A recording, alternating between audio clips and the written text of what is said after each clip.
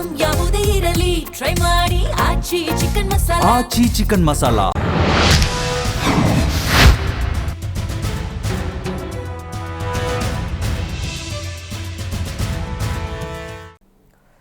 ನಮಸ್ಕಾರ. T20 cricket ವಿಶ್ವ ಸಮರ ವಿಶೇಷ ಕಾರ್ಯಕ್ರಮಕ್ಕೆ ಸ್ವಾಗತ.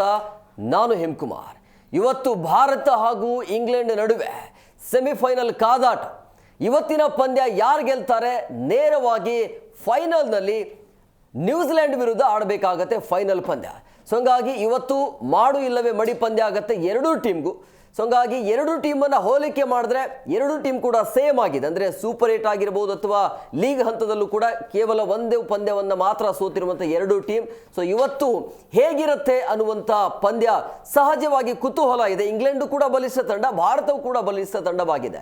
ಅದರ ಜೊತೆಗೆ ಒಂದು ಸಮಸ್ಯೆ ಏನು ಅಂತ ಹೇಳಿದ್ರೆ ಈ ಪಿಚ್ ಗ್ರೀನ್ ಮ್ಯಾಟ್ನ ನೀಡಲಾಗುತ್ತೆ ಅಂತ ಹೇಳಲಾಗ್ತಾ ಇದೆ. ಹಾಗಾಗಿ ಅದರ ವಿಶೇಷತೆ ಏನು ಅಂತೇಳಿ, ಹಸಿರು ಪಿಚ್ ಏನಾದರೂ ಕೊಟ್ಟಿದೆ ಆದರೆ ಭಾರತಕ್ಕೆ ಹಿನ್ನಡೆ ಆಗತ್ತೆ ಅಂತೇಳಿ ಗೌತಮ್ ಗಂಭೀರ್ ಬೇಸರವನ್ನ ಹೊರಹಾಕಿದ್ದಾರೆ ಅನ್ನುವಂಥ ಮಾಹಿತಿ ಇದೆ. ಅದರ ಜೊತೆಗೆ ಸಂಜು ಸ್ಯಾಮ್ಸನ್ ಕೂಡ ಇವತ್ತಿನ ಪಂದ್ಯದಲ್ಲಿ ಬ್ಯಾನ್ ಆಗ್ತಾರಾ ಅನ್ನುವಂಥ ಚರ್ಚೆ ಕೂಡ ಆಗ್ತಾ ಇದೆ. ಅದಕ್ಕೆ ಕಾರಣ ಏನು?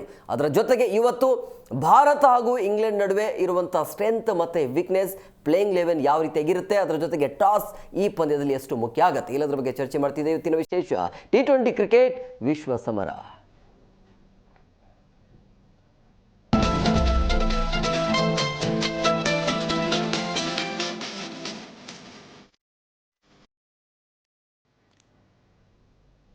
ಇವತ್ತು ಹೈ ವೋಲ್ಟೇಜ್ ಕದನ ಆಗುತ್ತೆ. ಗೆದ್ದವರು ನೇರವಾಗಿ ಫೈನಲ್ಗೆ ಪ್ರವೇಶ ಮಾಡ್ತಾರೆ, ಫೈನಲ್ ಆಡ್ತಾರೆ ಅಹಮದಾಬಾದ್ನಲ್ಲಿ, ಅದು ನ್ಯೂಜಿಲೆಂಡ್ ವಿರುದ್ಧ.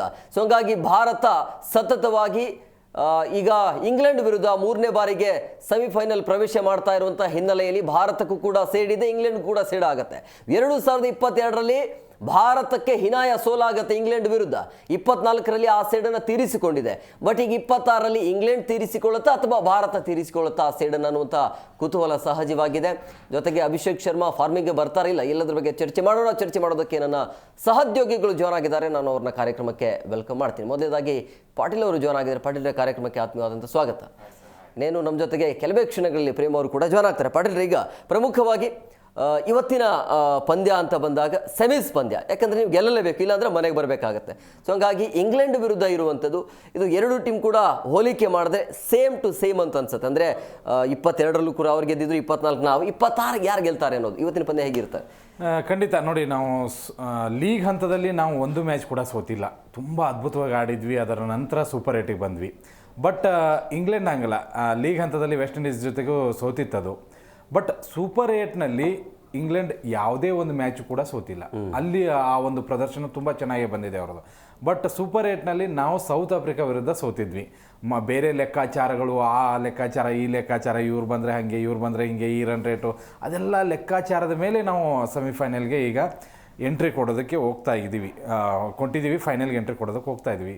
ಇವತ್ತಿನ ಪಂದ್ಯದಲ್ಲಿ ಖಂಡಿತವಾಗ್ಲೂ ಒಂದು ಜಿದ್ದಾಜಿದ್ದಿ ಅಂತೂ ಖಂಡಿತವಾಗ್ಲೂ ಇರುತ್ತೆ. ಈಸಿ ಗೆಲುವು ಇಬ್ಬರಿಗೂ ಸಿಗೋಕ್ಕೆ ಸಾಧ್ಯನೇ ಇಲ್ಲ. ಅದು ಕೂಡ ವ್ಯಾಂಕೆಡೆ ಅಂತ ಒಂದು ಸ್ಟೇಡಿಯಂನಲ್ಲಿ ನೀವು ಈಸಿ ಗೆಲುವನ್ನು ನಿರೀಕ್ಷೆ ಮಾಡೋದಕ್ಕಾಗಲ್ಲ. ಮೊದಲು ಬ್ಯಾಟ್ ಮಾಡಿದವರು 200ನ ಟಾರ್ಗೆಟ್ ಇಟ್ಕೋತಾರೆ, ಸೆಕೆಂಡ್ ಬ್ಯಾಟ್ ಮಾಡಿದವರು ಈಸಿ ಟಾರ್ಗೆಟ್ನ ಚೇಸ್ ಮಾಡೋದಕ್ಕೆ ಪ್ರಯತ್ನ ಪಡ್ತಾರೆ. ಯಾಕಂದರೆ ಒಂದು ಸ್ವಲ್ಪ ಇಬ್ಬನಿ ಬೀಳುವಂಥ ಒಂದು ಖಂಡಿತವಾಗ್ಲೂ ಅಲ್ಲಿ ಇಬ್ಬನಿ ಬಿದ್ದೇ ಬೀಳುತ್ತೆ. ಅದೇ ಕಾರಣಕ್ಕಾಗಿ ಒಂದು ಭಾರತ ಗೆಲ್ಲೇಬೇಕಾದಂತಹ ಒತ್ತಡ. ಯಾಕೆಂದರೆ ಭಾರತ ನೆಲದಲ್ಲೇ ಈ ಒಂದು ವಿಶ್ವಕಪ್ ಆಗ್ತಾ ಇರೋದು. ಮತ್ತು ಇದುವರೆಗೂ ಕೂಡ ಯಾವ ವಿಶ್ವಕಪ್ T20 ವಿಶ್ವಕಪ್ ತವರು ನೆಲದಲ್ಲಿ ನಡೆದಿದೆಯೋ ಅದನ್ನು ಯಾರೂ ಗೆದ್ದೇ ಇಲ್ಲ. ಅದೊಂದು ಸಮಸ್ಯೆ ಇದೆ. ಮತ್ತು ಒಂದು ಸ್ವಲ್ಪ ಪ್ರೆಷರು ಇದೆ. ಪ್ರತಿಯೊಂದು ಪಂದ್ಯದಲ್ಲೂ ಕೂಡ ಒಬ್ಬೊಬ್ಬ ಹೀರೋ ಉಂಟಾಗ್ತಾ ಇದ್ದಾರೆ ಭಾರತಕ್ಕೆ. ನೋಡಿ, ಒಂದು ಸರಿ ಮೊದಲ ಪಂದ್ಯದಲ್ಲಿ ಸೂರ್ಯಕುಮಾರ್ ಆದರು, ಆಮೇಲೆ ಕಿಶನ್ ಆದರು, ಆಮೇಲೆ ಅಭಿಷೇಕ್ ಶರ್ಮಾ ಒಂದು ಮ್ಯಾಚಲ್ಲಿ ಜಿಂಬಾಬ್ವೆ ಜೊತೆ ಆಡಿದರು. ಅದ್ರ ಜೊತೆಗೆ ಮೊನ್ನೆ ಸಂಜು ಸ್ಯಾಮ್ಸನ್ ಆಡಿದರು. ಬಾಲಿಂಗ್ನಲ್ಲಿ ಬೂಮ್ರಾ ತುಂಬ ಚೆನ್ನಾಗಿ ಆಗ್ತಾ ಇದ್ದಾರೆ. ಆರಂಭದಲ್ಲಿ ವರುಣ್ ಚಕ್ರವರ್ತಿ ವಿಕೆಟ್ನ ತೊಗೊಂಡ್ರು, ಈಗ ಒಂದು ಸ್ವಲ್ಪ ದುಬಾರಿ ಆಗ್ತಾ ಇದ್ದಾರೆ. ಹರ್ಷದೀಪ್ ಡೆತ್ ಓವರ್ಸ್ನಲ್ಲಿ ಒಂದು ಸ್ವಲ್ಪ ರನ್ ಲೀಕ್ ಮಾಡ್ತಾ ಇದ್ದಾರೆ. ಮತ್ತು ಆರಂಭದ ಓವರ್ಗಳಲ್ಲಿ ರನ್ನ ಕಂಟ್ರೋಲ್ ಮಾಡ್ತಾ ಇದ್ದಾರೆ, ವಿಕೆಟ್ಸ್ ಕೂಡ ತೆಗಿತಾ ಇದ್ದಾರೆ. ಹಾರ್ದಿಕ್ ಪಾಂಡ್ಯ ಮತ್ತು ಶಿವಮ್ ದುಬೆ ಅವ್ರಿಗೇನು ಕರ್ತವ್ಯ ಇದೆಯಲ್ಲ ಅದನ್ನು ತುಂಬ ಚೆನ್ನಾಗಿ ನಿಭಾಯಿಸ್ತಾ ಇದ್ದಾರೆ. ಆ ಕಡೆ ಬಂದರೆ ಹ್ಯಾರಿ ಬ್ರೂಕ್ ಸಿಕ್ಕಾವಟಿ ಒಂಥರ ನಿನ್ನೆ ಅಲೆಯನ್ನು ಏನು ನೋಡಿದ್ವಲ್ಲ ಆ ಒಂದು ರೌದ್ರಾವತಾರ, ಹಾಗೆ ಹ್ಯಾರಿ ಬ್ರೂಕ್ ಒಳ್ಳೆ ಫಾರ್ಮ್ನಲ್ಲಿದ್ದಾರೆ. ಅವ್ರ ಕಡೆನೂ ಕೂಡ ಹೊಡಿಬಡಿ ಆಟಗಾರರಿಂದ ತುಂಬಿರೋದ್ರಿಂದ ಇವತ್ತಿನ ಪಂದ್ಯ ಜಿದ್ದಾಜಿದ್ದಿ ಇರುತ್ತೆ. ಒನ್ ಸೈಡ್ ಮ್ಯಾಚ್ ಆಗೋದಿಲ್ಲ. ಮತ್ತೆ ಇಂಥ ಮೂಮೆಂಟಲ್ಲಿ ಏನಾಗುತ್ತೆ ಅಂತಂದರೆ ಎಲ್ಲರೂ ಕೂಡ 100% ಕೊಡೋದಕ್ಕೆ ಪ್ರಯತ್ನ ಪಡ್ತಾರೆ. ಯಾಕಂದರೆ ಸೆಮೀಸ್ನ ಗೆದ್ರೆ ಫೈನಲ್ನಲ್ಲಿ ಈಗ ನೋಡಿ ಈ ಎರಡು ತಂಡಗಳು ಯಾವಾಗ ಮುಖಾಮುಖಿ ಆಗಿದ್ದಾವೆ, ಆವಾಗ ಯಾವ ತಂಡ ಗೆದ್ದಿದೆಯೋ ಅದೇ ತಂಡ ಟ್ರೋಫಿಯನ್ನು ಎತ್ತಿದೆ. ಈ ಸರಿನೂ ಕೂಡ ಅದು ಎಲ್ಲ ಲಕ್ಷಣಗಳು ಕಾಣಿಸ್ತಾ ಇದ್ದಾವೆ ನೋಡಿ. ನಿನ್ನೆ ಚೋಕರ್ಸ್ ಮನೆಗೆ ಹೋಯ್ತು. ಈಗ ನ್ಯೂಜಿಲೆಂಡ್ ಜೊತೆಗೆ ಯಾರು ಆಡ್ತಾರೆ ಅನ್ನೋದಿದೆ. ಬಟ್ ನ್ಯೂಜಿಲೆಂಡ್ ಒಂದು ದೊಡ್ಡ ಸಮಸ್ಯೆ ಅಂದರೆ ಫೈನಲ್ ಪಂದ್ಯದಲ್ಲಿ ಇವ್ರು ನರ್ವಸ್ ಆಗ್ತಾರೆ. ಅವ್ರಿಗೂ ಒಂದು ಸ್ವಲ್ಪ ಚೋಕರ್ಸ್ ಅನ್ಲೇಬೇಕಾಗತ್ತೆ. ಹಂಗಿದ್ದಾರೆ ಅವರು. ಇಂಗ್ಲೆಂಡ್ ವಿರುದ್ಧ ಇವರೇ ಸೋತಿದ್ರು ಓಡಿ, ಅದನ್ನ ಯಾರು ಮರೆಯೋದಕ್ಕೆ ಸಾಧ್ಯ ಇದೆ. ಅಂತಹದ್ದೇ ಒಂದು ಪರಿಸ್ಥಿತಿ ಈಗಿದೆ. ಬಟ್ ಭಾರತ ಫೈನಲ್ಗೆ ಹೋದರೆ ಖಂಡಿತವಾಗ್ಲೂ ಕಪ್ನ ಎತ್ತುವಂಥ ಎಲ್ಲ ಸಾಮರ್ಥ್ಯ ಇದೆ.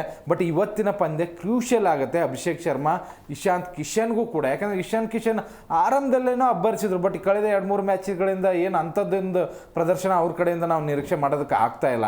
ಬಟ್ ಅಭಿಷೇಕ್ ಶರ್ಮಾ ಅಂತ ಹೇಳಿ ಒಬ್ಬರ ಮೇಲೇ ತುಂಬ ಪ್ರೆಷರ್ ಇರೋದ್ರಿಂದ ಆತ ಬ್ಯಾಟಿಂಗು ಆಡ್ತಾ ಇಲ್ಲ, ಫೀಲ್ಡಿಂಗು ಮಾಡ್ತಾ ಇಲ್ಲ, ಫುಲ್ ನರ್ವಸ್ ಆಗಿ ಇಂಡಿಯಾ ಟೀಮ್ನ ಒಂದು ಸ್ವಲ್ಪ ಹಳಿ ತಪ್ಪಿಸ್ತಾ ಇದ್ದಾರೆ ಅನ್ನುವಂಥದ್ದು ಒಂದು ಕಡೆ ಲೆಕ್ಕ. ಆದರೆ ನಾಯಕನ ಜವಾಬ್ದಾರಿ ಆಟನೂ ಕೂಡ ನನಗೆ ಎಲ್ಲೋ ಕಾಣ್ ಬರ್ತಾ ಇಲ್ಲ. ಅದು ಕೂಡ ಮೊದಲ ಪಂದ್ಯವನ್ನು ಬಿಟ್ಟರೆ ಇದುವರೆಗೂ ಕೂಡ ಆಡಿಲ್ಲ.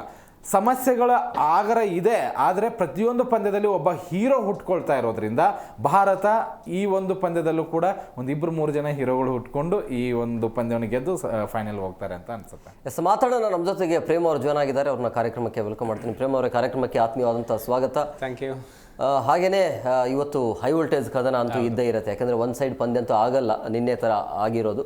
ಬಟ್ ಒಂದು ಇಂಗ್ಲೆಂಡ್ ಅಂತ ಬಂದಾಗ ಫಿಲ್ ಸಾಲ್ಟು, ನಮ್ಮ ಕಡೆ ಅಭಿಷೇಕ್ ಶರ್ಮಾ, ಈ ರೀತಿಯ ಒಂದು ಓಪನಿಂಗಲ್ಲಿ ವ್ಯತ್ಯಾಸ ಇದೆ. ಅದರ್ವೈಸ್ ಎಲ್ಲವೂ ಕೂಡ ಚೆನ್ನಾಗಿದೆ ಅಂತ ಅನಿಸ್ತಾ ಇದೆ. ಹೌದು, ನಮ್ಮಲ್ಲಿ ಒಬ್ಬರು ನೀವು ಹೇಳಿದಾಗ ಅಭಿಷೇಕ್ ಸ್ವಲ್ಪ ಒದ್ದಾಡ್ತಿದ್ರೆ, ಅವರಲ್ಲಿ ಬಟ್ಲರ್ ಕೂಡ ಒದ್ದಾಡ್ತಾರೆ. ಓಪನಿಂಗ್ ಇಬ್ಬರದು ಬಂದಿಲ್ಲ. ಒಂದು ಮ್ಯಾಚ್ ಮಾತ್ರ ಸಾಲ್ಟ್ 50 ಬಾರಿಸಿದ್ರು, ಅದು ಸಂಕಷ್ಟದಲ್ಲಿದ್ದಾಗ. ಅದನ್ನು ಹೊರತುಪಡಿಸಿದ್ರೆ ಬಟ್ಲರ್ ಅಂತೂ ಕಂಪ್ಲೀಟ್ಲಿ ಮಂಕಾಗ್ಬಿಡೋರು. ಹಾಗಾಗಿ ಅವರಿಗೆ ಇಬ್ಬರದು ತಲೆ ಬಿಸಿ ಇದೆ. ನಮ್ದ್ರಲ್ಲಿ ಇವಾಗ ಒಂದು ಹೊಸ ಜೋಡಿ ಬಿಟ್ಟಿದೀವಿ ನಾವು. ಇವಾಗ 3 ಜನರಲ್ಲಿ ಯಾರೋ ಒಬ್ರು ಆಡ್ರಪ್ಪ, ಆಪ್ಷನ್ ಇದೆ ನಮಗೆ. 3 ಜನ ಬಿಟ್ಬಿಟ್ಟಿದೀವಿ. 3 ಜನರಲ್ಲಿ ಒಬ್ಬ ಆಡಿದ್ರೆ ಸಾಕು, ಉಳಿದವ್ರು ಮ್ಯಾನೇಜ್ ಮಾಡ್ಕೊಂಡು ಹೋಗ್ತೀವಿ ಅನ್ನೋಗಿದೆ. ಇಲ್ಲಿ ನಮಗೆ ಅಭಿಷೇಕ್ನೇ ಹೇಳಕ್ಕಾಗಲ್ಲ. ಯಾಕಂದ್ರೆ ಲೀಗ್ ಹಂತದಲ್ಲಿ ಫೇಲ್ಯೂರ್ ಆಗಿರುವಂತ ನಾವು ಹಿಂದಿನ ಮ್ಯಾಚ್ಗಳಲ್ಲಿ ಕೊಹ್ಲಿ ನೋಡಿ ಲೀಗ್ ಹಂತದಾಗ ಫೇಲ್ಯೂರ್ ಆದಾಗ ಸೆಮೀಸ್ಗೆ ಭರ್ಜರಿ ಆಗ್ಬಿಡು ಫೈನಲ್ ಸೆಮಿಫೈನಲ್. ಹಾಗೇನಾದ್ರು ಅಭಿಷೇಕ್ ಈ ಬಾರಿ ಹಿಟ್ ಮಾಡಿದ್ರೆ ಮತ್ತೆ ಅವರು ನಮಗೆ ನಾವೇನು ಪಾಕಿಸ್ತಾನ ವೈರಿಗಳು, ಹಾಗೆ ನಮಗೆ ಇಂಗ್ಲೆಂಡ್ ಅವರು ಯಾವಾಗೂ ಕೂಡ ಶತ್ರುಗಳೇ ಅವ್ರು ನಾವು ಯಾವಾಗೂ ಮಿತ್ರರು ಅನ್ಕೊಂಡು. ಹಾಗಾಗಿ ಇಂತಹ ಸಂದರ್ಭದಲ್ಲಿ ಫಾರ್ಮಿಗೆ ಬರೋ ಚಾನ್ಸಸ್ ಹೆಚ್ಚಿರುತ್ತೆ. ಅಭಿಷೇಕ್ ಶರ್ಮಾ ತುಂಬಾ ಚೆನ್ನಾಗಿ ಆಡಿದ್ರೆ ನೆಕ್ಸ್ಟ್ ಕಿಶನ್ಗೆ ಫ್ರೀ ಹ್ಯಾಂಡ್ ಇರುತ್ತೆ. ಕಿಶನ್ ಇವರಿಬ್ರು ಜೋಡಿ ಏನಾದ್ರು ಪವರ್ ಪ್ಲೇ ನಿನ್ನೆ ತರ ಸೀಪೋರ್ಟ್ ಅಲೇನ್ ತರ ಏನಾದ್ರು ಒಳ್ಳೆ ಸ್ಕೋರ್ ಬಂತು ಅಂತ ಹೇಳಿದ್ರೆ ನಮ್ಗೆ ಲೀಲಾಜಾಲವಾಗಿ ಬ್ಯಾಟಿಂಗ್ ಮಾಡಿಬಿಡ್ತಾರೆ. ಕಿಶನ್ ಎಲ್ಲೆಲ್ಲಿ ಬರುತ್ತೆ ಅಲ್ಲೆಲ್ಲಿ ಹೊಡಿತಾರೆ, ಲೆಗ್ಗಿಗೆ ಬಿರಲಿ ಹಾಫಿಗೆ ಬಿರಲಿ. ಹಾಗಾಗಿ ಒಂದು ಒಳ್ಳೆಯ ಭಯ ಇದೆ ಅವರಿಗೆ, ಅಷ್ಟು ಸುಲಭಕ್ಕೇನಿಲ್ಲ. ಇನ್ನೊಂದು ಕಡೆಗೆ ಮಧ್ಯಮ ಕ್ರಮಾಂಕ ಅಂದಾಗ ಬಂದಾಗ ನಮ್ದು ಸಾಲಿಡ್ ಇದೆ. ಸೂರ್ಯ ಒಂದೊಂದು ಮ್ಯಾಚಲ್ಲಿ ಆಡಿಲ್ಲ ಅಂದ್ರೂ ಸಿಚುಯೇಷನ್ಗೆ ಬ್ಯಾಟ್ ಬೀಸ್ತಾರೆ. ತಿಲಕ್ ಫಾರ್ಮಿಗೆ ಬಂದರೆ, ಪಾಂಡ್ಯ ಇದ್ದಾರೆ, ಶಿವಮ್ ದುಬೆ, ಅಕ್ಷರ್ ಪಟೇಲ್, ಇಲ್ಲಿವರೆಗೂ ಸಾಲಿಡ್ ಲಯ ಇರೋದ್ರಿಂದ ನೀವು ಅದನ್ನ ಇಂಗ್ಲೆಂಡಲ್ಲಿ ನೋಡೋಕ್ಕಾಗಲ್ಲ. ನಾನು ಈಗಾಗಲೇ ಹೇಳಿದಾಗೆ ಸಾಲ್ಟ್ ಮತ್ತೆ ಬಟ್ಲರ್ ಜೋಡಿ ಮಧ್ಯೆ ಕಮಾಲ್ ಆಗಿಲ್ಲ. ನಂತರ ಹ್ಯಾರಿ ಬ್ರೂಕ್ಗೆ ತುಂಬಾ ಚೆನ್ನಾಗಿ ಆಡ್ತಾ ಇರೋದಲ್ಲಿ. ಅದನ್ನ ಹೊರತುಪಡಿಸಿದ್ರೆ ನಿಮಗೆ ಸ್ಯಾಮ್ ಕರೆನ್ ಆಡಬೇಕು, ವಿಲ್ ಜಾಕ್ಸ್, ಇನ್ ಮಧ್ಯೆ ದಸನ್ ಬರ್ತಾರೆ, ಅವ್ರದ್ದು ಅಂತ ಫಾರ್ಮ್ ಇಲ್ಲ ನಿಮಗೆ. ಹಾಗಾಗಿ ಕಂಪ್ಯಾರಿಟಿವ್ಲಿ ನೋಡಿದಾಗ ತುಂಬಾ ಚೆನ್ನಾಗಿದೆ. ಏನ ಸ್ಪಿನ್ ಅಂತ ಬಂದಾಗ ಆದಿಲ್ ರಶೀದ್ ಒಬ್ರು ಡೇಂಜರ್ ಆಗ್ಬೋದು ವಿನ ದಸನಿ ನಮ್ಗೆ ಅಂತ ಡೇಂಜರ್ ಆಗಲ್ಲ. ಇನ್ನು ಸ್ಯಾಮ್ ಕರನ್ ಬೌಲಿಂಗಿಗೆ ಭಾರತೀಯರು ತುಂಬಾ ಚೆನ್ನಾಗಿ ಆಟ ಆಡ್ತಾರೆ. ಇನ್ನೊಂದ್ ಕಡೆಗೆ ಪಾಟೀಲ್ ಹೇಳಿದಾಗ ಈ ಎರಡೂ ತಂಡಗಳ ಇತಿಹಾಸ ಇರೋದಾಗಿ 22ರಲ್ಲಿ ಅವ್ರು ಹೋದ್ರು, ಅವ್ರು ಗೆದ್ರು, 24ರಲ್ಲಿ ನಾವು ಬಂದಿವಿ, ನಾವು ಗೆದ್ದಿವಿ. ಹಾಗಾಗಿ ಇವತ್ತು ಬರೋ ತಂಡದಲ್ಲಿ ಯಾವ ತಂಡ ಬಂದ್ರೆ ಅದು ಕಪ್ ಗೆಲ್ಲುತ್ತೆ ಅನ್ನೋದು ಮಾತಿದೆ. ಮೇ ಬಿ ನಮಗನ್ಸುತ್ತೆ ಹಳೆಯ ಸೇಡುಗಳು 22ರಲ್ಲಿ 10 ವಿಕೆಟ್ ಅಂತರದಿಂದ ಬಹಳ ಗೆದ್ದಿದ್ರು ಅವರು. ಹಾಗಾಗಿ ಆ ಸೋಲನ್ನ ಮತ್ತೊಮ್ಮೆ ನಾವು ಇವಾಗ ಸೇಡ್ ತೀರಿಸ್ಕೊಳ್ಳಿಕ್ ಒಳ್ಳೆ ವೇದಿಕೆ. ಕಂಪ್ಯಾರಿಟಿವ್ಲಿ ಇಂಗ್ಲೆಂಡ್ ಇವತ್ತಿನ ಟೀಮ್ ಏನಿದೆಯಲ್ಲ, ನನಗೇನು ಅನ್ಸುತ್ತೆ ಅಂತಹ ದೊಡ್ಡ ಫೈಟ್ ಕೊಡಲ್ಲ. ನಿನ್ನೆ ಸೌತ್ ಆಫ್ರಿಕಾ ಯಾವ ರೀತಿ ಆಯ್ತೋ ಅದೇ ರೀತಿ ಆಗೋ ಚಾನ್ಸಸ್ ಹೆಚ್ಚಿದೆ. ಯಾಕಂದ್ರೆ ಬೂಮ್ರಾ ದಾಳಿನ ತಡ್ಕೊಳ್ಳುವಷ್ಟು ಓಪನಿಂಗ್ ಪೇರಲ್ಲಿ ಕಾನ್ಫಿಡೆನ್ಸ್ ಇಲ್ಲ. ಹಾಗಂತ ತೀರಾ ನೆಗ್ಲೆಕ್ಟ್ ಮಾಡಬಾರ್ದು. ನಮ್ದು ಫೀಲ್ಡಿಂಗ್ ಅಲ್ಲಿ ಒಂದ್ ಸ್ವಲ್ಪ ಕಳಪೆ ಇದೆ. ವರುಣ್ ಚಕ್ರವರ್ತಿ ಮಂಕ್ ಆಗಿದ್ದಾರೆ. ಈ ಎರಡೂ ಕ್ಷೇತ್ರ ಏನಾದ್ರು ಇಂಪ್ರೂವ್ಮೆಂಟ್ ಆದ್ರೆ 100% ಅವರಿಗೆ ದೊಡ್ಡ ಡ್ಯಾಮೇಜ್ ಆಗುತ್ತೆ. ಪಾಟೀಲ್, ಈಗ ಬಟ್ಲರ್ ಅಂತ ಬಂದಾಗ ಲೀಗ್ ಹಂತದಲ್ಲಿ ಅವರ ಬ್ಯಾಟ್ ಅಂತೂ ಬರಲೇ ಇಲ್ಲ. ಬಟ್ ನಾಕ್ಔಟ್ ಅಂತ ಬಂದಾಗ ಅವರು ಒಮ್ಮೆಲೆ ಫಾರ್ಮಿಗೆ ಬಂದ್ಬಿಡ್ತಾರೆ. ಅದು ಎಷ್ಟು ಡೇಂಜರ್ ಆಗುತ್ತೆ ಭಾರತಕ್ಕೆ ಅಂತ ಹೇಳಿ. ಬಟ್ಲರ್ ಎಂತ ಆಟಗಾರ ಅನ್ನೋದು ಎಲ್ರಿಗೂ ಗೊತ್ತಿದೆ. IPL ನಲ್ಲೂ ಕೂಡ ಎಲ್ಲರೂ ನೋಡಿದೀವಿ. ಒನ್ ಮ್ಯಾನ್ ಶೋ ಆತ. ಸೆಂಚುರಿನ ಹೊಡಿತಾನೆ ಅಥವಾ ಮ್ಯಾಚ್ನ ಎಂಥದ್ದೇ ಮೂಮೆಂಟಲ್ಲೂ ಕೂಡ ತನಕ ನಿಂತಾಡುವಂಥ ಆಟಗಾರ ಆತ. ಏನಾದರೂ ಇವತ್ತು ನಿಂತ್ಕೊಂಡ್ಬಿಟ್ರೆ ಭಾರತಕ್ಕೆ ತುಂಬ ಕಷ್ಟ ಆಗುತ್ತೆ. ಮತ್ತು ಅಂಥ ಒಳ್ಳೆ ಶಾಟ್ಸ್ಗಳನ್ನು ಆಡ್ತಾರೆ. ವಿ ಶೇಪಲ್ಲಿ ಆಡುವಂಥ ಆಟಗಾರ. ಮೊನ್ನೆ ಸಂಜು ಸ್ಯಾಮ್ಸನ್ ನೋಡಿ ಯಾವ ರೀತಿಯಾಗಿ ಮಿಡಲ್ ಮಾಡಿಕೊಂಡು ಕೊನೆವರೆಗೂ ಕೂಡ ನಿಂತ್ಕೊಂಡು ಆಡಿಸಿ ಗೆಲ್ಲಿಸಿದ್ರಲ್ಲ, ಅಂತಹದ್ದೇ ಆಟಗಾರ ಬಟ್ಲರ್. ಅದಕ್ಕಿಂತ ಸಂಜು ಸ್ಯಾಮ್ಸನ್ಗಿಂತ 100 ಬೆಟ್ರು ಅಂತೀನಿ ನಾನು. ಅಂಥ ಆಟಗಾರರಿಗೆ ಫಾರ್ಮ್ ಇಲ್ಲ ಅನ್ನುವಂಥದ್ದು ಒಂದು ಸಂಕಷ್ಟ ಖಂಡಿತವಾಗ್ಲೂ ಇರುತ್ತೆ. ಆ ಪ್ರೆಷರ್ ಖಂಡಿತವಾಗ್ಲೂ ಇರುತ್ತೆ ನಿಮಗೆ. ಪ್ರೆಷರಲ್ಲಿ ಬೂಮ್ರಾ ಬಾಲ್ನ ಫೇಸ್ ಮಾಡೋದು ಅಷ್ಟು ಸುಲಭ ಅಲ್ಲ. ಅದನ್ನ ನಾವು ಲಾಭ ಮಾಡ್ಕೋಬೇಕು. ಅದ್ರ ಜೊತೆಗೆ ಅವ್ರದ್ದು ಸ್ಟಾರ್ಟಿಂಗ್ ಹೇಗಿದೆಯೋ ಪ್ರೇಮ್ ಹೇಳಿದಂಗೆ ನಮ್ಮದು ಹಂಗಿದೆ. ಅಭಿಷೇಕ್ ಶರ್ಮಾ ಇಲ್ಲಿ ಕೈ ಕೊಡ್ತಾ ಇದ್ದಾರೆ, ಬಟ್ಲರ್ ಅಲ್ಲಿ ಕೈ ಕೊಡ್ತಾ ಇದ್ದಾರೆ. ಹೇಳಕ್ ಬರಲ್ಲ, ಇಬ್ರು ಇದೇ ಮ್ಯಾಚ್ ಅಲ್ಲಿ ಬೀಸ್ಬಿಟ್ರೆ ಗೊತ್ತಿಲ್ಲ. ಬಟ್ ಹ್ಯಾರಿ ಬ್ರೂಕ್ ಎಂಥ ಡೇಂಜರಸ್ ಬ್ಯಾಟ್ಸ್ಮನ್ ಅಂತಂದ್ರೆ ಪಾಕಿಸ್ತಾನದ ವಿರುದ್ಧ ಆ ಒಂದು ಇನ್ನಿಂಗ್ಸ್ನ ಯಾರು ಮರೆಯೋಕ್ಕೆ ಸಾಧ್ಯ? ಎಲ್ಲರೂ ಕೂಡ ಒನ್ ಸೈಡ್ ಎಲ್ಲರೂ ಬ್ಯಾಕ್ ಟು ಬ್ಯಾಕ್ ವಿಕೆಟ್ ಹೋಗ್ತಾ ಇದ್ದಾರೆ. ಬಟ್ ಹ್ಯಾರಿ ಬ್ರೂಕ್ ಸ್ಕೋರ್ನ ರನ್ ರೇಟ್ನ ಕಡಿಮೆ ಮಾಡಲೇ ಇಲ್ಲ. ಬಿಗ್ ಹಿಟ್ ಮಾಡ್ತಾನೆ ಇದ್ದಾರೆ, ಬೌಂಡ್ರಿ ಸಿಕ್ಸರ್ಗಳು ಬರ್ತಾ ಇದ್ದಾವೆ. ಇಂಥ ಆಟಗಾರ ಒಳ್ಳೆ ಟಚ್ಚಲ್ಲಿ ಇದ್ದಾಗ ಎದುರಾಳಿ ಎಂಥದ್ದೇ ಬೌಲರ್ ಇರಲಿ, ಬೂಮ್ರಾ ಇರಲಿ, ವರುಣ್ ಚಕ್ರವರ್ತಿ ಇರಲಿ, ನಮಗೆ ಏನು ಅಭಿಷೇಕ್ ಶರ್ಮಾನೇ ಸ್ಪಿನ್ ಅಟ್ಯಾಕ್ ತಂದು ಕೊಡಲಿ, ಅಥವಾ ಯಾರೇ ಬೌಲರ್ ಬಂದರೂ ಕೂಡ ಅವ್ರನ್ನ ನಿಲಾಜಲವಾಗಿ ಬ್ಯಾಟ್ ಬಿಡಿಸುವಂಥ ಒಂದು ಕಲೆ ಆತನ ಹತ್ರ ಇದೆ. ಇನ್ನು ನೆಕ್ಸ್ಟ್ ಬಂದವ್ರು ನನಗೇನು ಅಷ್ಟು ಇಂಪ್ರೆಸಿವ್ ಆಗಿ ಯಾರು ಕಂಡಿಲ್ಲ. ಬೆಥಲ್ ಆಗಿರ್ಬೋದು, Tom baton, Sam Karan, will Jacks okay, ನಿನಗೆ ಡೆತ್ ಓವರ್ಸ್ನಲ್ಲಿ ಬಿಗ್ ಸ್ಕೋರ್ ಬರುತ್ತೆ. ಬಟ್ ಈ ಒಂದು ವಿಶ್ವಕಪ್ನಲ್ಲಿ ಎಷ್ಟರ ಮಟ್ಟಿಗೆ ಬಂದಿದೆ ಅಂತ ನೋಡಿದರೆ 0 ಇದೆ. Will Jacks powerful hitter, but no use. ನಮ್ಮ ಹತ್ರ ಹಾಗಿಲ್ಲ. ನಮ್ಮ ಹತ್ರ ಹಾರ್ದಿಕ್ ಪಾಂಡ್ಯ ಮತ್ತು ಶಿವಮ್ ದುಬೆ ಒಳ್ಳೆ ಟಚ್ಚಲ್ಲಿ ಇದ್ದಾರೆ. ಎರಡು ಕಡೆಗೆ ಬ್ಯಾಟಿಂಗ್ ಕಂಪ್ಯಾರಿಸನ್ ಮಾಡಿದರೆ 10-90 ಇದೆ. 10 ಜಸ್ಟ್ ಹ್ಯಾರಿ ಬ್ರೂಕ್ಗೆ ಮಾತ್ರ ಕೊಡಬೇಕು. ಅದನ್ನು ಬಿಟ್ಟರೆ ಬೇರೆ ಆಟಗಾರರು ಯಾರಾದರೂ ಮಿಂಚಿದಾರ ಅಂತಂದರೆ ಒಬ್ಬರು ನನಗೆ ಕಾಣಿಸ್ತಾನೆ ಇಲ್ಲ ಅವ್ರ ಹತ್ರ. ಬಟ್ ನಮ್ಮಲ್ಲಿ ಒಂದು ಮ್ಯಾಚಲ್ಲಿ ಒಬ್ಬೊಬ್ರು ಹೀರೋ ಕಾಣಿಸ್ತಾನೆ ಇದ್ದಾರೆ. ಇಶಾಂತ್ ಕಿಶನ್ ಆಡಿದ್ದಾರೆ, ಹಾರ್ದಿಕ್ ಪಾಂಡ್ಯ ಆಡಿದ್ದಾರೆ, ಶಿವಮ್ ದುಬೆ ಆಡಿದ್ದಾರೆ, ಸಂಜು ಸ್ಯಾಮ್ಸನ್ ಆಡಿದ್ದಾರೆ, ಫಸ್ಟ್ ಮ್ಯಾಚಲ್ಲಿ ಸೂರ್ಯಕುಮಾರ್ ಯಾದವ್ ಆಡಿದ್ದಾರೆ.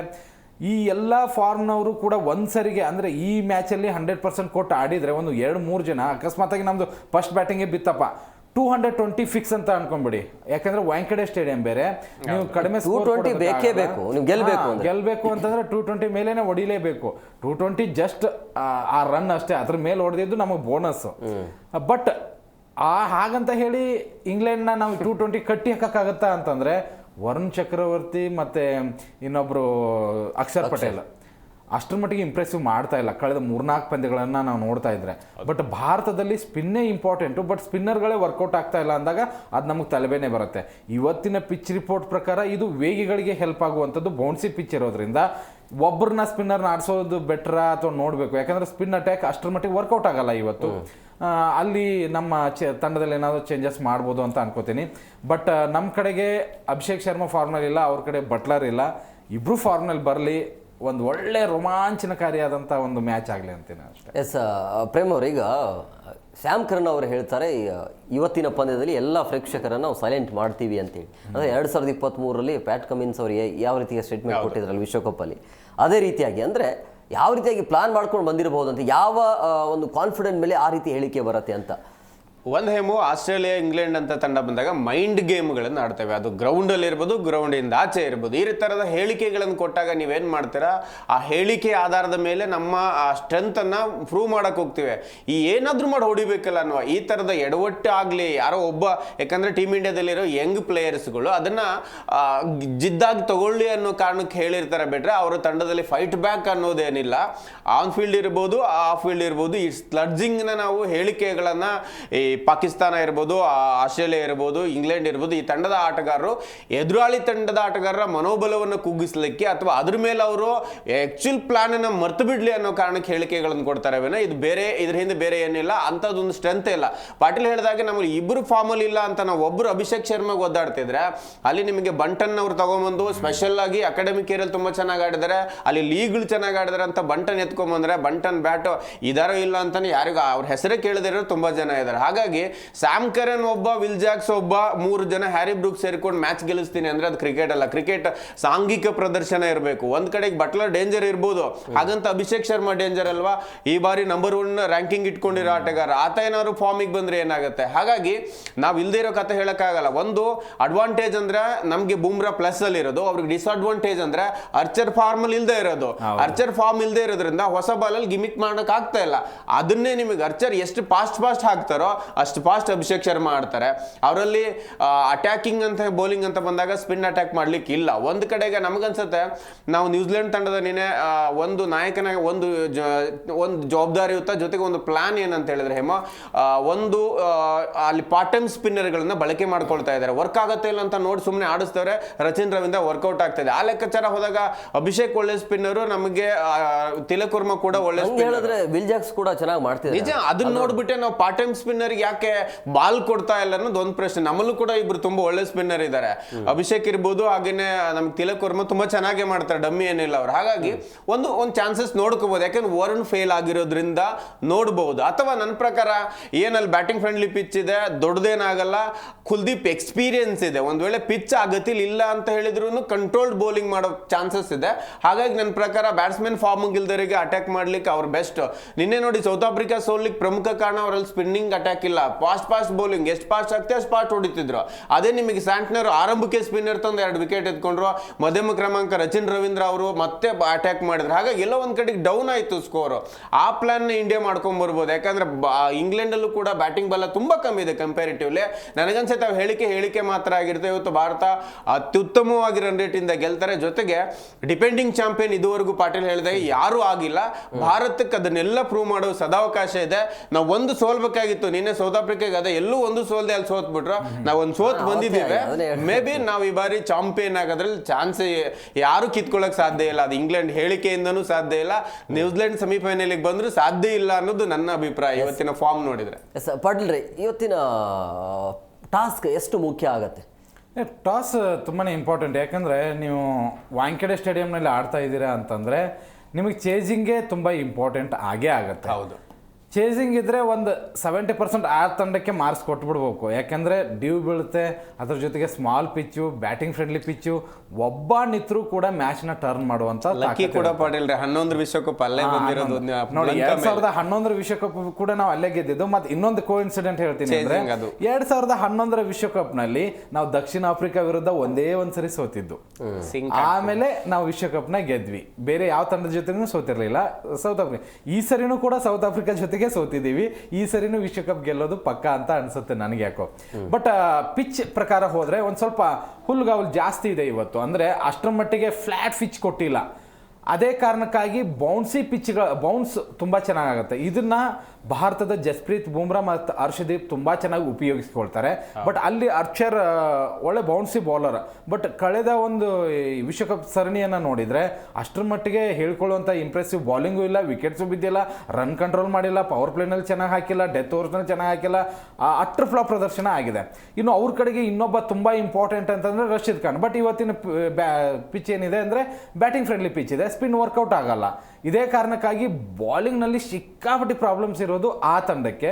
ನಮಗೆ ಒಂದು ಸ್ವಲ್ಪ ಎಕ್ಸ್ಪೀರಿಯನ್ಸು ಇದೆ, ಮತ್ತು ಬೌನ್ಸಿ ಆಟಗಾರರು ಅಂದರೆ ಹರ್ಷದೀಪು ಮತ್ತು ಬೂಮ್ರಾ ಅದ್ಭುತವಾಗಿ ಬೌನ್ಸ್ ಮಾಡ್ತಾ ಇದ್ದಾರೆ. ಇದಕ್ಕೆಲ್ಲ ಹೆಚ್ಚಿಗೆ ಆ್ಯಡ್ ಆನ್ ಆಗ್ತಾ ಇರೋದು ಹಾರ್ದಿಕ್ ಪಾಂಡ್ಯ ಬಾಲ್ ಬೌನ್ಸ್ ಎಂತೆಂಥ ಬೌನ್ಸಿ ಬಾಲ್ಗಳನ್ನು ಹಾಕ್ತಾ ಇದ್ದಾರೆ. ಅದು ನಮಗೆ ಪ್ಲಸ್ ಆಗ್ಬೋದು. ಮತ್ತು ಹೋಮ್ ಗ್ರೌಂಡು ಅದರಲ್ಲಿ ಮುಂಬೈ ಇಂಡಿಯನ್ಸ್ ತಂಡದ ನಾಯಕರಲ್ಲ ತಿಲಕ್ ವರ್ಮಾ ಇದ್ದಾರೆ, ಹಾರ್ದಿಕ್ ಪಾಂಡ್ಯ, ಇಶಾನ್ ಕಿಶನ್, ಅದೆಲ್ಲವೂ ಆಗುತ್ತೆ.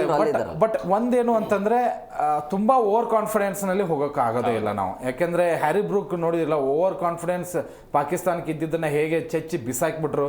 ಹಂಗೆ ಒನ್ ಮ್ಯಾನ್ ಶೋ ಆಗದೆ ಇರೋ ತರ ನೋಡ್ಕೋಬೇಕಷ್ಟೇ. Buttler danger. ಎಲ್ಲದಕ್ಕಿಂತ ಹೆಚ್ಚಾಗಿ ನಮ್ಮ ಫೀಲ್ಡಿಂಗ್ ಯಪ್ಪ ಅದನ್ನಂತೂ ನೆನಪಿಸ್ಕೊಳ್ಳಕ್ಕೆ ಆಗ್ತಾ ಬರೀ ಕ್ಯಾಚ್ ಮಿಸ್ಸಿಂಗು. ಅತಿ ಹೆಚ್ಚು ವಿಶ್ವಕಪ್ ನಲ್ಲಿ ಅತಿ ಹೆಚ್ಚು ಕ್ಯಾಚ್ ಬಿಟ್ಟಂತ ತಂಡ ಅಂದ್ರೆ ಭಾರತ. ವರ್ಲ್ಡ್ ನಂಬರ್ 1 ತಂಡಕ್ಕೆ ಇಂಥ ದೊಡ್ಡ ಆಘಾತ ಕಾಡ್ತಾ ಇದೆ ಅಂತಂದ್ರೆ ಅದನ್ನ ನಂಬಕ್ಕೂ ಆಗ್ತಾ ಇಲ್ಲ. ಅದು ಅಲ್ಲ, ಬಾಲರ್ ಕೋಚೇ ಒಪ್ಕೋತಾರೆ. ಮಾರ್ಕಲ್ ಅವರು ಅವರೇ ಹೇಳ್ತಾರೆ ನಮ್ಮಲ್ಲಿ ಫೀಲ್ಡಿಂಗ್ ಕಳಪೆ ಇದಂಗಾಗಿ 20 ರನ್ ಎಕ್ಸ್ಟ್ರಾ ಹೊಡಿಲೇಬೇಕು ಅಂತ. ಅದೇ ಪ್ರಾಬ್ಲಮ್. ಮತ್ತೆ ಅಭಿಷೇಕ್ ಶರ್ಮಾ ಅಂತೂ ಬ್ಯಾಟಿಂಗ್ ನಲ್ಲಿ ರನ್ ಬರ್ತಾ ಇಲ್ಲ ಅಂತ ಹೇಳಿ ಫೀಲ್ಡಿಂಗ್ ನಲ್ಲೂ ಅದೇ ಮುಖ ಇಟ್ಕೊಂಡು ಕುತ್ಕೊಂಡ್ಬಿಟ್ಟಿದ್ದಾರೆ.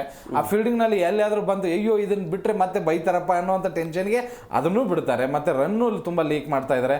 ನೋಡಿ, ನಮಗೆ ತುಂಬಾ ಮಿಸ್ ಮಾಡ್ಕೊಳ್ತಾ ಇರೋದು ನಾವು ರವೀಂದ್ರ ಜಡೇಜಾ, ರೋಹಿತ್ ಶರ್ಮಾ, ವಿರಾಟ್ ಕೊಹ್ಲಿ ಇಂಥ ಘಟಾನುಘಟಿ ಫೀಲ್ಡರ್ಗಳಿದ್ದಂಥ ತಂಡ ನಮ್ಮದು. ಎಲ್ಲೂ ನಾವು ಏನು ಗೊತ್ತಾ, ಫೀಲ್ಡಿಂಗ್ನಲ್ಲೇ ಒಂದು 10-20 ರನ್ನ ಕಂಟ್ರೋಲ್ ಮಾಡಿಬಿಡ್ತಿದ್ವಿ ಅಂಥ ತಂಡ ನಮ್ಮದು. ಬಟ್ ನಮ್ಮಲ್ಲಿ ಹೆಂಗಿದೆ ನೋಡಿ ಪ್ರೇಮ್ ಅವ್ರು, ಈಗ ಹರ್ಷದೀಪ್ ಸಿಂಗ್ ಓಕೆ, ಫೀಲ್ಡಿಂಗ್ ಅಂತೂ ಓಕೆ ಅಂತ ಹೇಳಿ ಬಂದ್ರೆ ಮಾತ್ರ ಹಿಡಿತಾರೆ. ಅವ್ರು ಆಗಿರ್ಬೋದು, ವರುಣ್ ಚಕ್ರವರ್ತಿ, ಕುಲ್ದೀಪ್, ಇಂಥವ್ರು ಬಿಟ್ರೆ ಏನ್ ಅನ್ಸಲ್ಲ. ಓಕೆ bowling ನೇ practice ಮಾಡ್ಬಿಟ್ರೆ ಏನ್ ಗೊತ್ತಾ, ಬ್ಯಾಟ್ಸ್ಮನ್ಗಳು ಆಸ್ ಎ ಬ್ಯಾಟ್ಸ್ಮನ್ಗಳು ಒಳ್ಳೆ ಫೀಲ್ಡರ್ಗಳೇ ಇರ್ತಾರೆ ನಮ್ಮ ಹತ್ರ. ಮೊದಲಿಂದನೂ ಇತಿಹಾಸ ತೆಗೆದು ಬಂದ್ರೆ ಬ್ಯಾಟ್ಸ್ಮನ್ಗಳೇ ಒಳ್ಳೆ ಫೀಲ್ಡರ್ಗಳು ಇರೋದು, ಆಲ್ರೌಂಡರ್ಗಳು ಅತ್ಯುತ್ತಮವಾದಂಥ ಫೀಲ್ಡರ್ಗಳು ಇದ್ದಾರೆ ನಮ್ಮ ಹತ್ರ. ಬಟ್ ಬಾಲರ್ಗಳು ಈ ಸರಿ ತುಂಬಾ ಸ್ಟ್ರಾಂಗ್ ಆಗಿ ಫೀಲ್ಡಿಂಗ್ ಮಾಡ್ತಾ ಇದ್ದಾರೆ. ಬೂಮ್ರಾ ಒಂದು ಕ್ಯಾಚ್ ಬಿಟ್ಟಿಲ್ಲ ಇದುವರೆಗೂ ಕೂಡ, ನೋಡಿ ನೀವು ಇದರಲ್ಲಿ. ಆಮೇಲೆ ವರುಣ್ ಚಕ್ರವರ್ತಿ ಮತ್ತೆ ಇವನು ನಮ್ಮ ಶರ್ಮಾ, ಇವ್ರಿಬ್ರೇ ಬಿಟ್ಟು ಭಾರತದ ಮಾನ ಮರ್ಯಾದೆ ಕಳೀತಾ ಇದ್ದಾರೆ. ಶಿವಮ್ ದುಬೆನೂ ಹಂಗೆ ಫೀಲ್ಡಿಂಗ್, ಶಿವಮ್ ದುಬೆನೂ ಹಂಗೆ. ಹೌದು, ಶಿವಮ್ ದುಬೆ ಬೀಳಲ್ಲ, ಎದುರುಗಡೆ ಬಾಲ್ ಮುಂದ್ಗಡೆ ಇದ್ರೂ ಬೀಳಲ್ಲ. ಮತ್ತೆ ಇನ್ನೊಂದೇನಂತ, ವರ್ಲ್ಡ್ ಕ್ರಿಕೆಟ್ ನಲ್ಲಿ ಅತಿ ಹೆಚ್ಚು ಫಿಟ್ನೆಸ್ ಇರುವಂತ ತಂಡನೇ ಭಾರತ. ಇವರೇ ಹಿಂಗ್ ಕ್ಯಾಚ್ಗಳನ್ನ ಬಿಟ್ರೆ ಇನ್ ಬೇರೆ ದೇಶಕ್ಕೆ. ರಿಂಕು ಸಿಂಗ್ ಬಂದು ಬಚಾವ್ ಮಾಡ್ತಿದ್ದಾರೆ. ಇವತ್ತಿನ ಪಿಚ್ ಅಲ್ಲಿ ಗ್ರೀನ್ ಮ್ಯಾಟ್ ಕೊಡ್ತಾರೆ ಅನ್ನುವಂತ ಮಾಹಿತಿ ಇದೆ. ಅಂದ್ರೆ ಈ ಗ್ರೀನ್ ಪಿಚ್ ಕೊಟ್ಬಿಟ್ರೆ ಅದು ಇಂಗ್ಲೆಂಡ್ಗೆ ಸಹಕಾರಿ ಅಂತ ಹೇಳಾಗುತ್ತೆ. ಯಾಕಂದ್ರೆ ಬೆಳಗ್ಗೆ ಎದ್ದ ತಕ್ಷಣ ಅಲ್ಲೇ ಪ್ರಾಕ್ಟೀಸ್ ಮಾಡೋರು, ಅಂದ್ರೆ ಗ್ರೀನ್ ಮ್ಯಾಟ್ ಅಲ್ಲಿ ಅವರು ಪ್ರಾಕ್ಟೀಸ್ ಮಾಡೋದ್ರಿಂದಾಗಿ ಎಲ್ಲೋ ಒಂದ್ ಕಡೆ ಭಾರತಕ್ಕೆ ಹಿನ್ನಡೆ ಆಗತ್ತೆ ಅಂತ ಬೇಸರವನ್ನು ಹೊರಹಾಕಿರೋದು ಗಂಭೀರ್ ಅವರು ಕೂಡ. ಯಾಕೆ ಹಿಂಗ್ ಮಾಡ್ತಾ ಇದ್ದಾರೆ ಗೊತ್ತಾ, ಮ್ಯಾಟ್ ಕೊಡಲ್ಲ ಯಾವತ್ತು ಅಂತಾರಾಷ್ಟ್ರೀಯ ಕ್ರಿಕೆಟ್ಗೆ. ಅಂದ್ರೆ ಹುಲ್ಲು ಇರೋದು ಒಂದು ಪಿಚ್ ಕೊಡ್ತಾರೆ, ಒಂದ್ ಸ್ವಲ್ಪ ಗ್ರಾಸ್ ಜಾಸ್ತಿ ಬೆಳೆದಿರುತ್ತೆ. ಒಂದು ಬ್ಲ್ಯಾಕ್ ಸಾಯಿಲ್, ರೆಡ್ ಸಾಯಿಲ್ ಇರುತ್ತೆ. ಇವತ್ತು red soil pitch, but grass ಇದೆ. ಗ್ರಾಸ್ ಇರೋದ್ರಿಂದ ಅದು ವೇಗದ ಬೌಲರ್ಗಳಿಗೆ ಒಂದು ಸ್ವಲ್ಪ ಸಹಕಾರಿ ಆಗುತ್ತೆ. ಅದಕ್ಕೋಸ್ಕರ ಗಂಭೀರ್ ಅವ್ರು ಹೇಳ್ತಾ ಇರೋದು ಏನು ಅಂತಂದರೆ, ನೀವು ಬ್ಯಾಟಿಂಗ್ ಫ್ರೆಂಡ್ಲಿ ಪಿಚ್ನ ಮಾಡಿ, ಫ್ಲ್ಯಾಟ್ ಪಿಚ್ಗಳನ್ನು ಮಾಡಿ ನಮ್ಮಲ್ಲಿ. ಯಾಕಂದರೆ ಬ್ಯಾಟಿಂಗ್ ತುಂಬ ಸ್ಟ್ರಾಂಗ್ ಆಗಿರೋದ್ರಿಂದ ನೀವು ಬಾಲಿಂಗ್ ಪಿಚ್ ಮಾಡಿದರೆ ಒಂದು 2-3 ವಿಕೆಟ್ ಹೋದರೆ ಮುಗೀತು ನಮ್ಮ ಕತೆ. 150, 160. ಇಂಗ್ಲೆಂಡ್ ಹೇಗೆ ಅಂತಂದರೆ ಅವರು ಟೆಸ್ಟ್ ಪಂದ್ಯಗಳನ್ನು ಜಾಸ್ತಿ ಆಡ್ತಾರೆ. ಅವ್ರಿಗೆ ಅಂಥ ಪಂದ್ಯಗಳು ಅಂದರೆ ಗ್ರಾಸ್ ಇರುವಂಥ ಪಿಚ್ಗಳು ಅವ್ರಿಗೆ ಸಹಕಾರಿ ಆಗುತ್ತೆ.